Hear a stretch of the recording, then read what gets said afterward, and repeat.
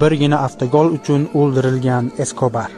1984-yil AQShga 1-0 hisobida imkoniyatni boy bergan Kolumbiya terma jamoasi keyingi 6 uchrashuvning barchasida g'alaba qozondi. 20-asr killeri Pablo Eskobar tomonidan moliyalashtirilgan Atletico Nacional negizida tashkil topgan Kolumbiya terma jamoasi jahon chempionatiga saralash bosqichida Argentinani 5-0 hisobida mag'lubiyatga uchratib, guruhida birinchi o'rinni egallagan holda Mundial yo'llanmasini qo'lga kiritadi. Jahon chempionatiga yaqin Pablo Eskobar otib o'ldiriladi. U hukmronlik qilgan shahar taxti uchun kurash boshlanadi.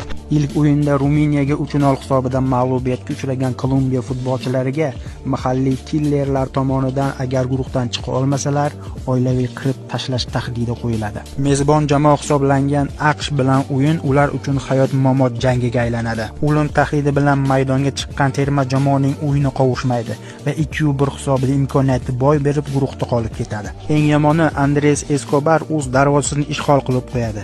Uyga qaytgan Eskobar bir hafta o'tmay 27 yoshida o'z shahri muxlislari tomonidan otib o'ldiriladi. Bizning hayotimizda ham o'z darvozasiga gol uradigan o'yinchilar yetarlicha.